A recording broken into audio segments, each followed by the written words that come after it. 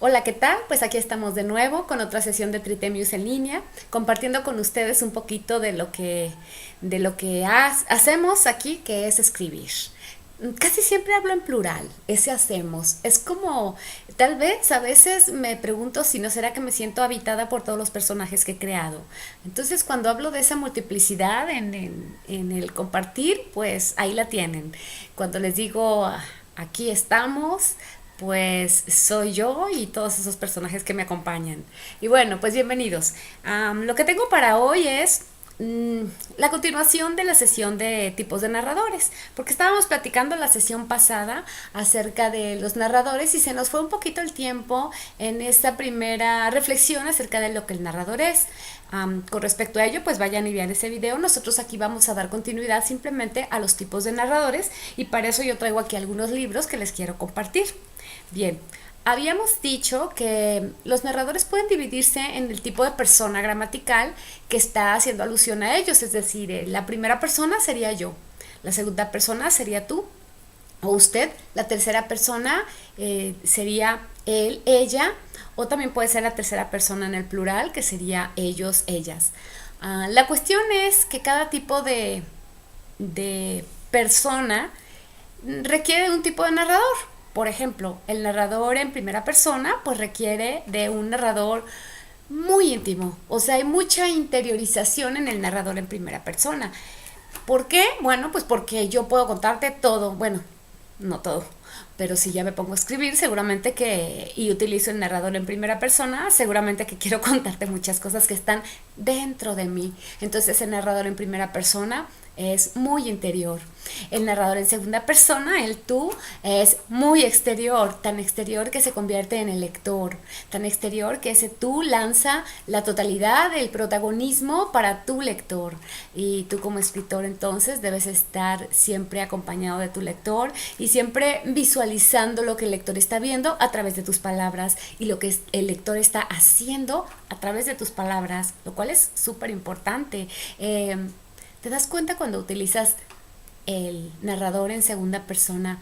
¿Te das cuenta de que estás controlando la mente de tu lector? Al momento de tomarlo a él como la dirección de tu narración, como el tú, ¿te das cuenta que lo estás teniendo aquí en la palma de tu mano? Bueno, generalmente tenemos en la palma de la mano al lector que se animó a meterse en nuestra historia. ¿Por qué? Porque se animó. Y si ya pasó de algunos capítulos y le gustó, pues ya lo tenemos ahí. Si por algo cerró el libro y decidió aventar nuestra historia a la basura, pues bueno, no éramos para él. Tampoco es tan trágico, ni todas las historias son para todos los lectores, ni todos los lectores para todas las historias, y los escritores estamos ahí con la multiplicidad de facetas precisamente para dar de comer a la multiplicidad de lectores. Entonces, pues fuera el miedo. Esto se los digo porque fuera el miedo. No tenemos por qué gustarle a todos. Ni tampoco tenemos por qué escribir dándole gusto a todos. Tenemos que darle gusto a una voz interior. Ya lo había platicado en otro video. Pero bueno, vamos a seguir con los narradores, porque luego no me alcanza la media hora, ¿verdad? De la sesión. Entonces vamos a seguir con los narradores y les cuento. Me había quedado, habíamos visto el narrador en primera persona, en segunda persona habíamos visto el narrador omnisciente, y a partir del narrador omnisciente se desprende otro tipo de narrador. Se desprende el narrador equisciente. Vamos a ver qué son estos dos narradores, el omnisciente, aunque hablamos mucho de él, y el equisciente, que no hablamos nada de él.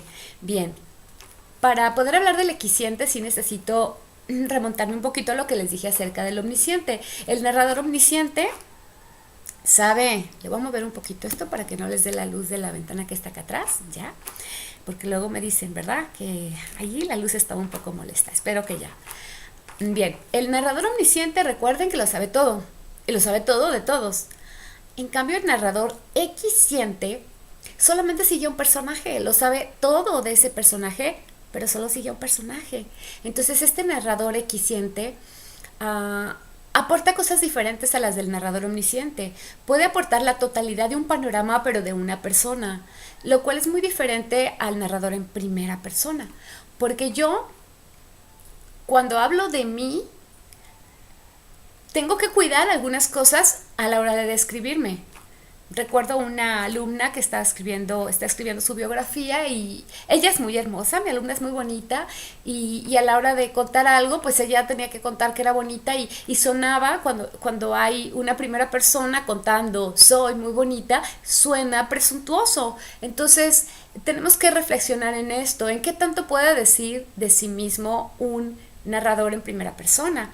En cambio, el narrador equisciente que te va a seguir a ti y que no sabe lo que piensan los demás y que puede darse el lujo también de ese desconocer la verdad del mundo y conocer la totalidad de tu verdad, ese narrador equisciente sí puede describirte, porque está contándote está contando al personaje en tercera persona, es decir, él, ella, ella era hermosa, ¿no? Entonces es diferente a yo era hermosa. El yo era hermosa suena bastante presuntuoso, ¿no? Y en cambio un narrador externo lo diga, no suena presuntuoso. O a lo mejor si podemos usar ese jueguito de verdades, que también es algo que ya más adelante vamos a ver porque es un poco más complejo, utilizar el juego de verdades. A lo mejor puedo decir, soy hermosa. Y a la hora de que se desarrolla la historia, a lo mejor tú escuchas que ese personaje que dijo eso no lo es. Y es parte de ese juego de narradores. Pero entonces sí es viable que tu narrador sea en primera persona y que pueda describirse de cierta manera que luego se vuelve evidente que no es. Inclusive podríamos descubrir que ni siquiera es una mujer la que está hablando, ¿no? Y eso podría ser parte de la historia. Ya ven entonces que el narrador es algo tan importante, tan determinante y además que nos sirve para generar tantos efectos en el lector, como ahorita, que si estamos escuchando a ese personaje hablar en primera persona diciendo cómo es y que a la hora de la hora descubramos por algo en la historia que nos engañó. Y eso, bueno, por eso vamos a la literatura, porque estamos ante un asombro constante, ante una sorpresa, ante un gusto, ante descubrir las historias que nos cuenta el mundo, que nos contamos, y bueno, las historias siempre hablan de lo humano. Bien, entonces estamos con el equisciente, aunque nos hayamos ido con el narrador en primera persona. Ya vemos que todos los narradores tienen una especie de nexo entre ellos. El narrador equisciente va a seguir a esta persona y de ella puede decirte lo que piensa y no obstante puede esta persona en la narración encontrarse con otro y el narrador puede desconocer totalmente lo que está pensando el otro. Ese es el narrador equisciente, que también está narrando en tercera persona, es decir, en él o ella o ellos. Pues bien, aquí tienes muchas opciones. El narrador equisciente puede ser un narrador que cambia de capítulo en capítulo. Es decir, puedes tener una obra en donde cada capítulo tu narrador equisciente va a seguir a un solo personaje y al seguir a este personaje lo que va a hacer es hablarte de lo que siente y piensa ese personaje sin meterse en la mente de los demás.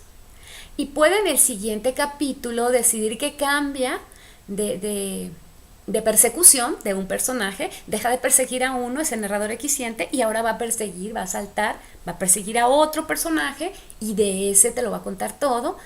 Y puedes jugar ahí con lo que sucede en la vida, que tenemos diferentes percepciones de un mismo suceso.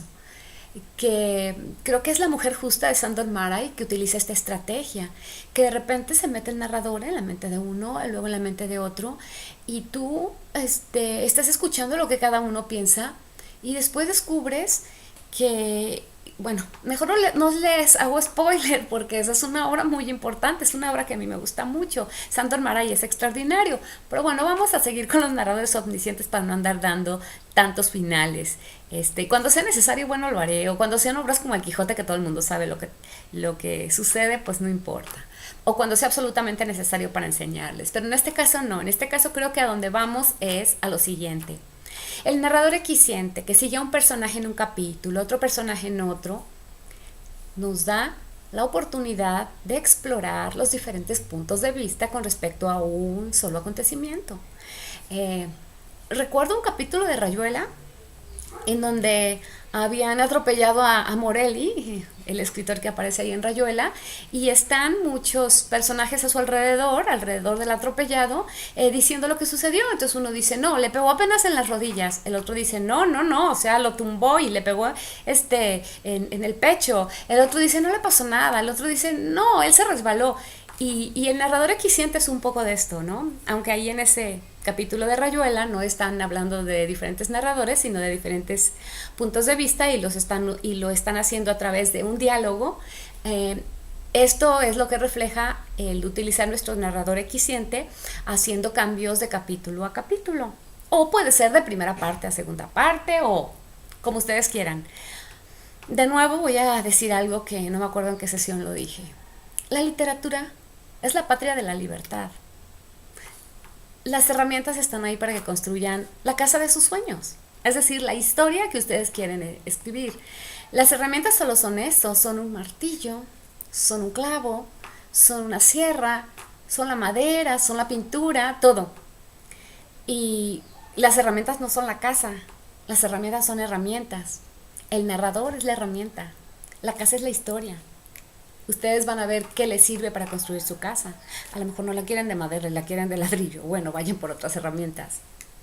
Pues bien, vamos a ver algunos de los libros que yo tenía preparados para hablarles de este tipo de narradores.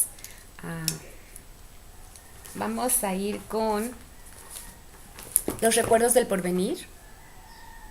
Los recuerdos del porvenir es una obra maestra. Es un clásico.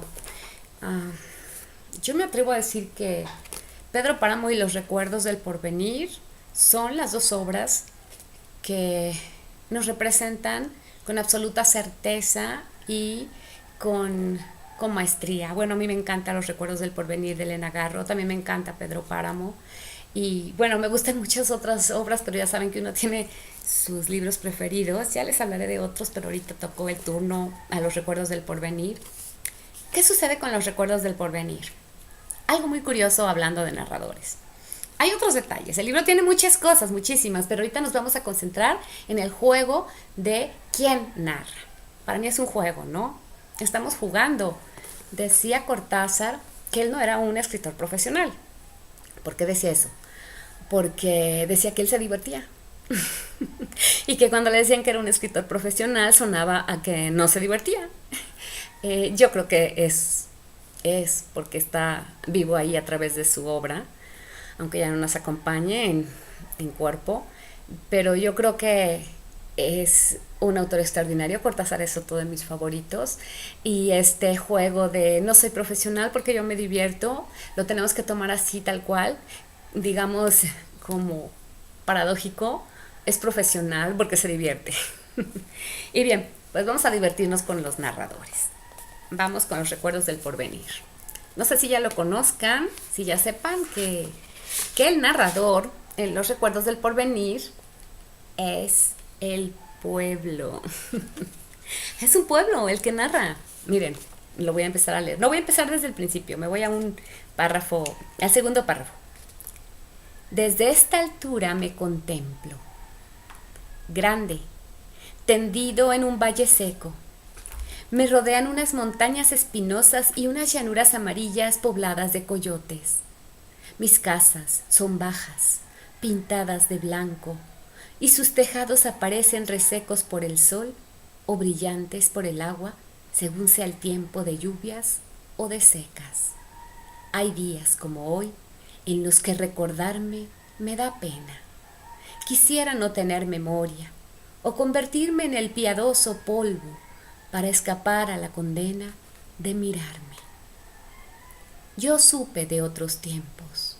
Fui fundado, sitiado, conquistado y engalanado para recibir ejércitos.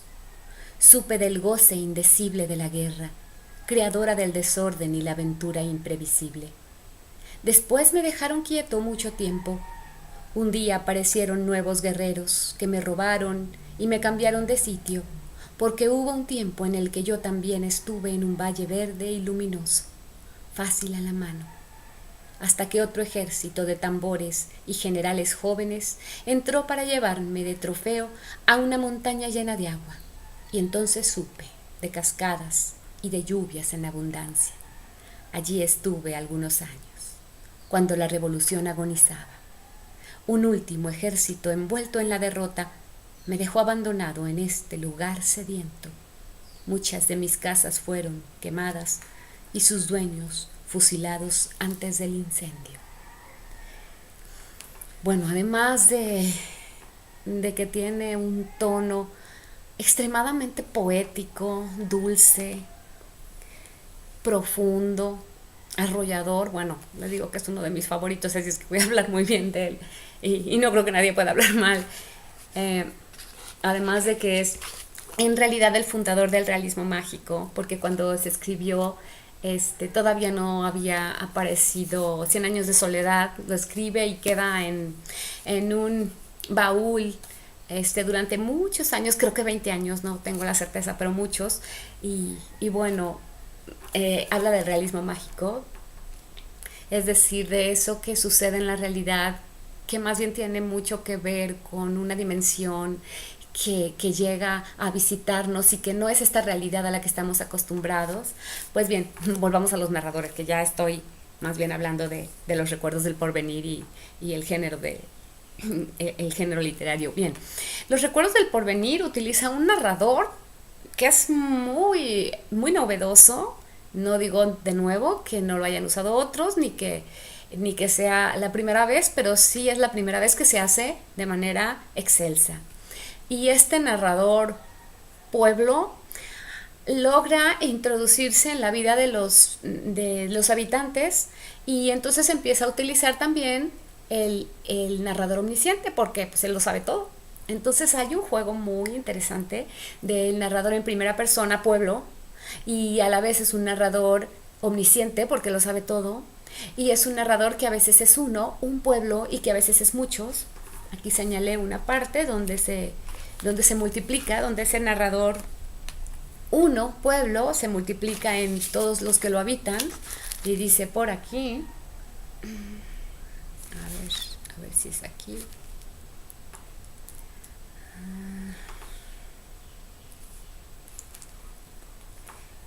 El sol se incendió detrás de mis montes, y los pájaros que viven en los tamarindos comenzaron su algarabía nocturna. En cualquier día de mi pasado o de mi futuro siempre hay las mismas luces, los mismos pájaros y la misma ira. Años van y años vienen, y yo, Ixtepec, siempre esperando. Bueno, aquí sigue siendo uno, creo que es para acá. Diría también cómo fue la luz de duelo de esa noche y qué formas tuvieron sus árboles violetas, pero no lo recuerdo. Quizá la plaza se quedó vacía para siempre y solo Andrés, el peluquero, siguió bailando muy abrazado a su mujer.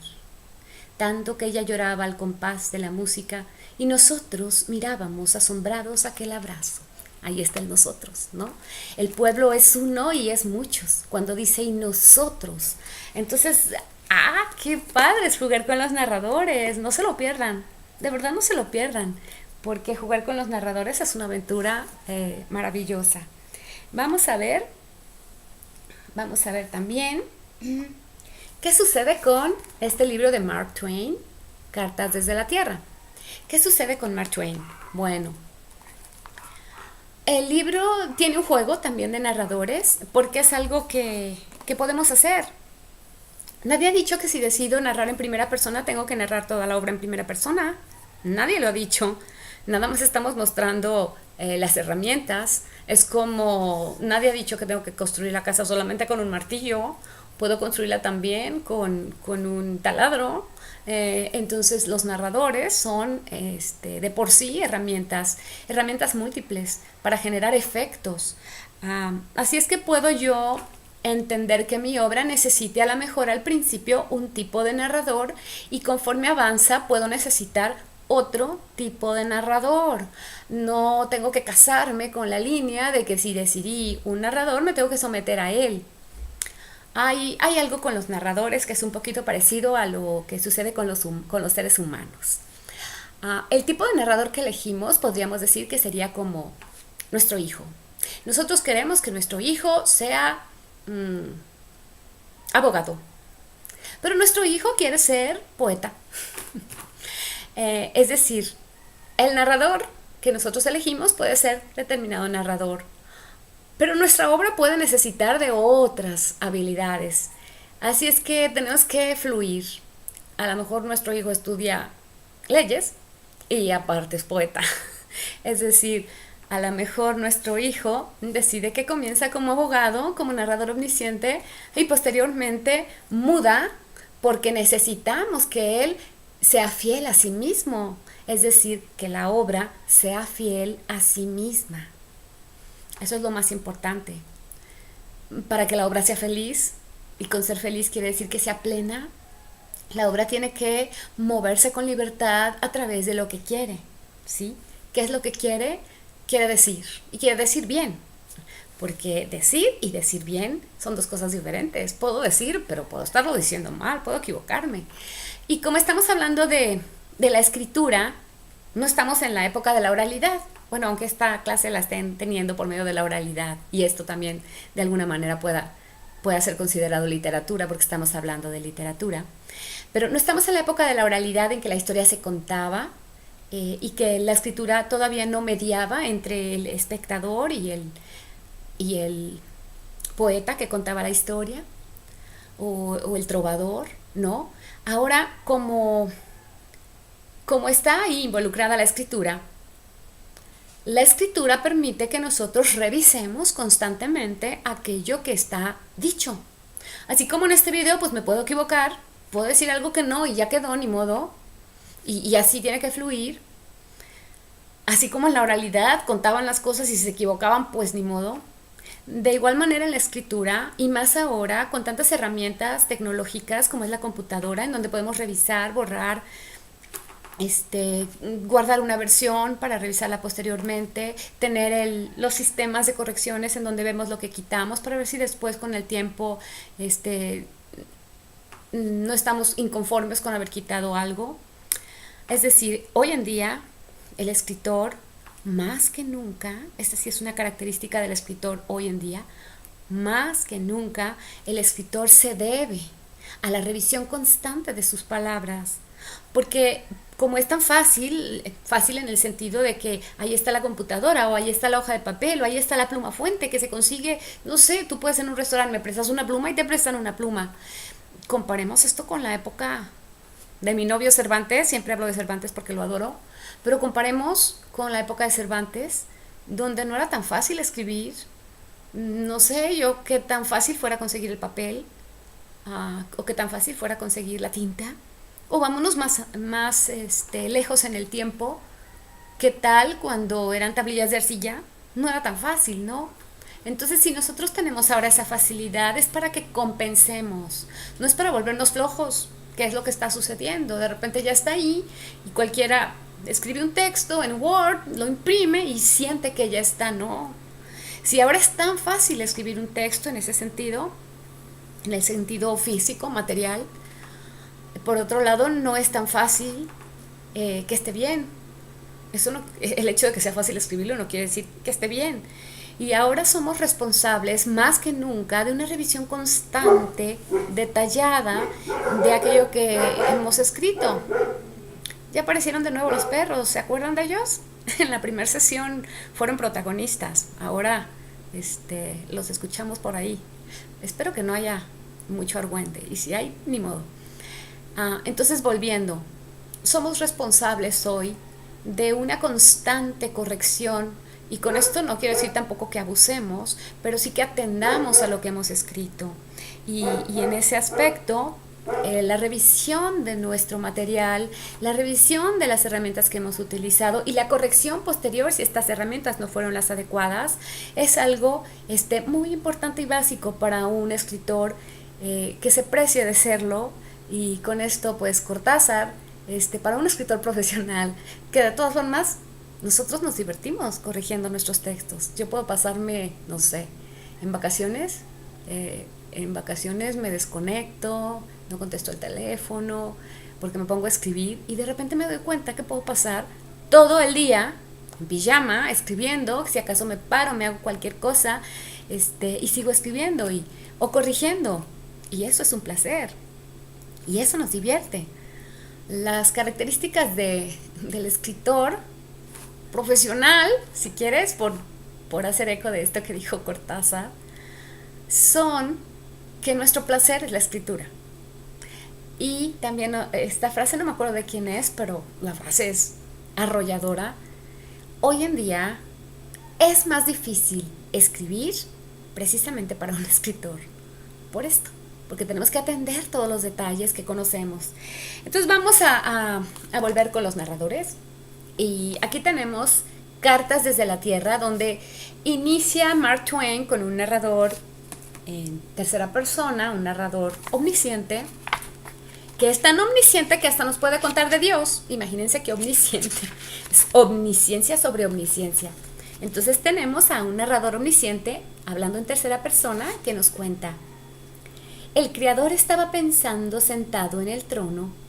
A su espalda se extendía el inmensurable continente de los cielos, bañado en una gloria de luz y color. Ante él se elevaba como un muro la negra noche del espacio. Su poderosa figura descollaba enhiesta y escarpada, cual montaña sobre el cenit, donde su divina cabeza relucía como un sol distante. A sus pies había 3 figuras colosales, los arcángeles, que con la cabeza a la altura de sus tobillos se veían disminuidos por contraste hasta casi desaparecer. Cuando el Creador hubo terminado de pensar, dijo: he pensado, mirad. Alzó la mano y de ella brotó un torrente de fuego, 1.000.000 de soles formidables que surcaron la oscuridad y se elevaron más y más y más, disminuyendo en magnitud e intensidad a medida que penetraban en las remotas fronteras del espacio, hasta que al final no eran más que puntas de diamante que centellaban bajo la inmensa bóveda del universo. Bueno, nos sigue contando acerca de la creación, y en un momento dado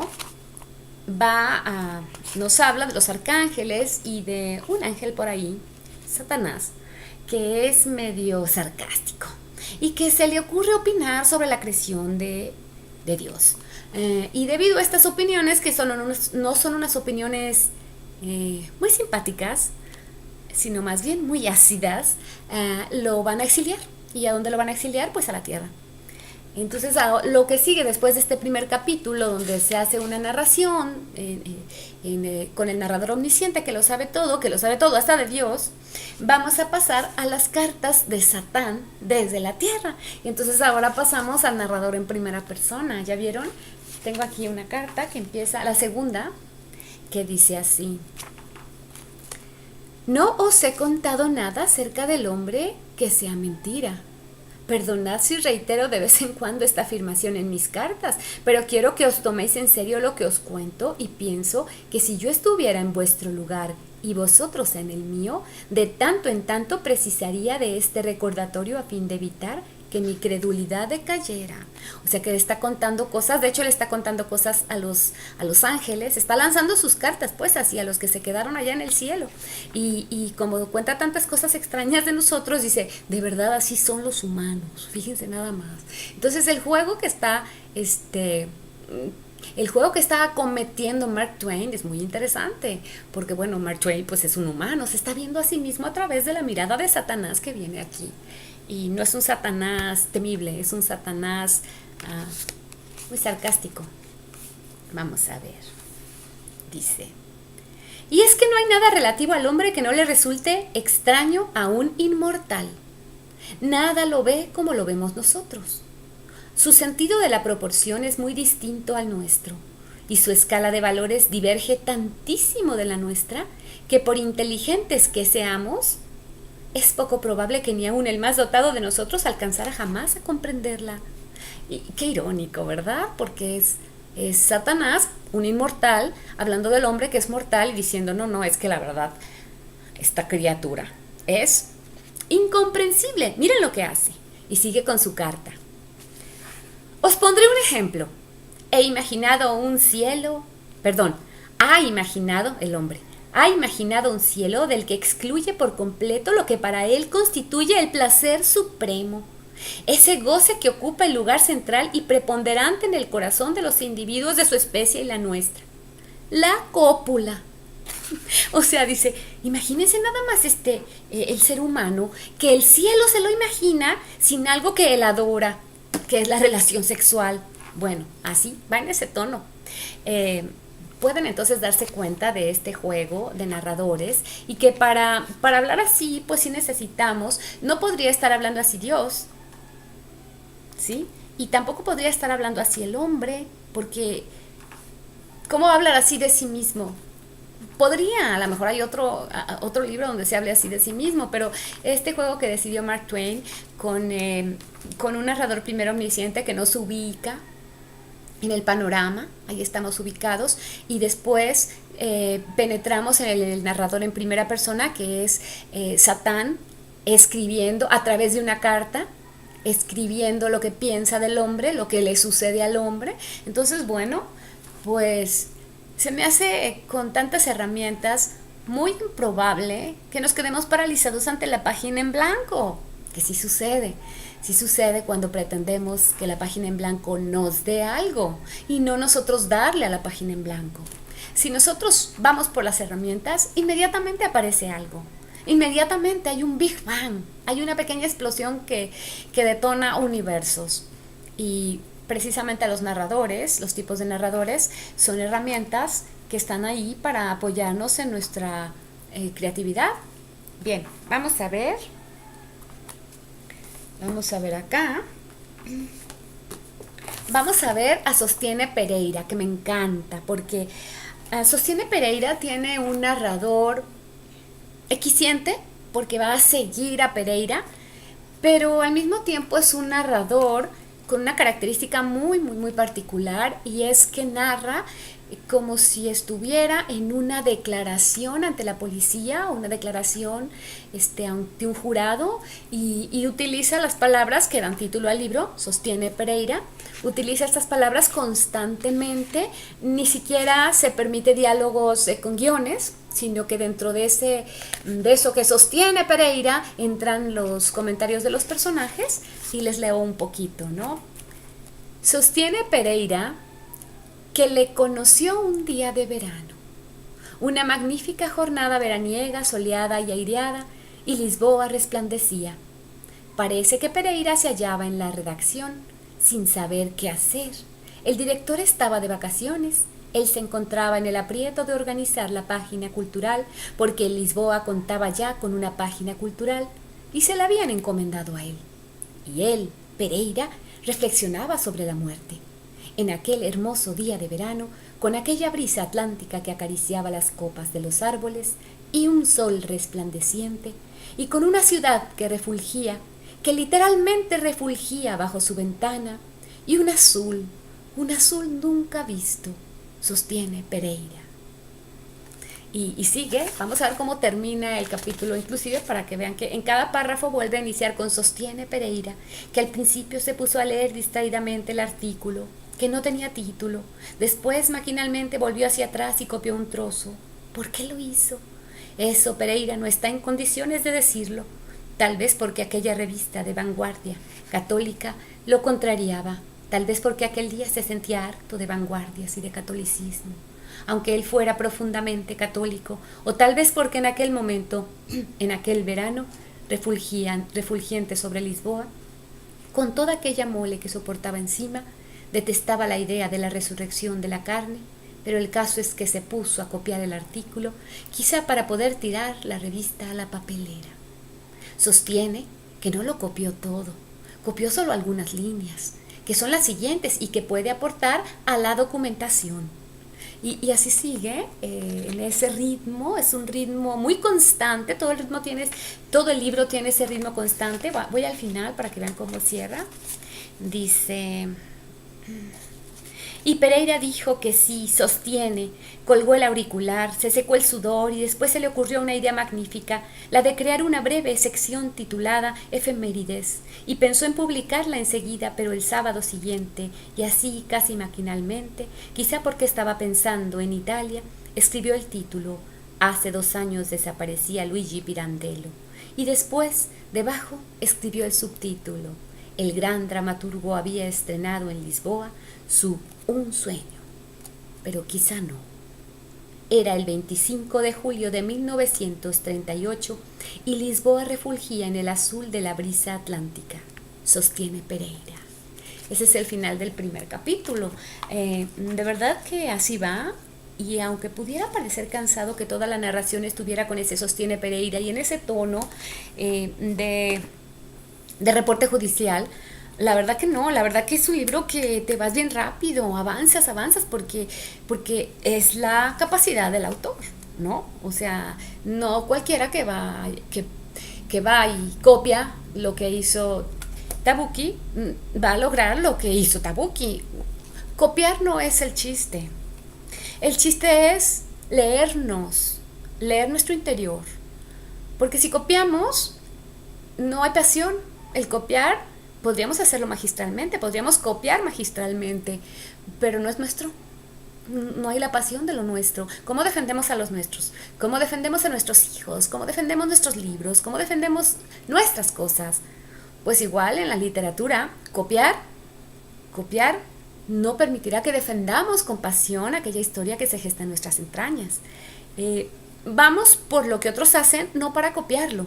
Vamos por lo que otros hacen para inspirarnos. Eso es fundamental, la inspiración. Sí que sí, inspirarnos, sí. Y alguien puede hacer algún cambio que haga eco en su necesidad como autor. Bueno, ya casi terminamos. Vamos a vamos a cerrar esta cápsula. Ya después, todavía me falta más acerca de narradores. Esto va a ser para la próxima sesión, ¿sí? Porque aquí hay muchos narradores y hay un juego increíble de narradores, El coleccionista de mundos. Pero hoy quiero cerrar con Voces en el parque.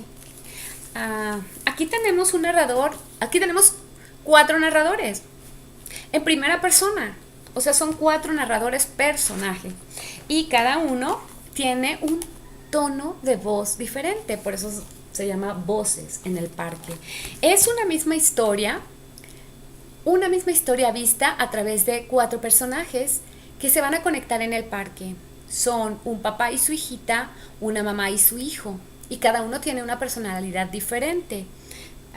Para mí este autor, Anthony Brown, es un autor de libro álbum. Es un género literario que nace en 1965, nace el libro álbum como género, aunque antes había obviamente algo que pudiera parecerse ya como género literario. Nace en 1965 con el libro Donde viven los monstruos, y el libro álbum es un género en donde necesitamos tanto de la palabra, no sé si se ve, tanto de la palabra como de la imagen, porque la lectura de la imagen es una segunda lectura de la historia. Yo aquí luego se los platicaré en su totalidad, solamente quiero explicarles que este libro trae 4 voces, y estas 4 voces lo que hacen es que cada una de las voces tendrá un tono diferente, nos contará algo de lo que ve, y lo fundamental es que es un mismo suceso, una visita al parque, vista por 4 puntos de vista. ¿Se acuerdan que habíamos iniciado esta sesión hablando del narrador equisciente y que este narrador puede dar seguimiento a cada personaje y con esto puede dar seguimiento a diferentes puntos de vista? El equisciente lo hace desde el conocimiento total del individuo, no desde la primera persona, sino desde la tercera persona. Habla del individuo como un él o ella. Y en el caso de Voces en el parque, no. En el caso de Voces en el parque son puras primeras personas. O sea, 4 yos. Y pues ahí lo tienen. Nos vemos luego. Modifiqué la cámara. Espero que se vea mejor. Hice porque me había fijado que se cortaba mucho. Y bueno, a ver qué tal. Todos son experimentos. ¿Sale? Un abrazo. Bye.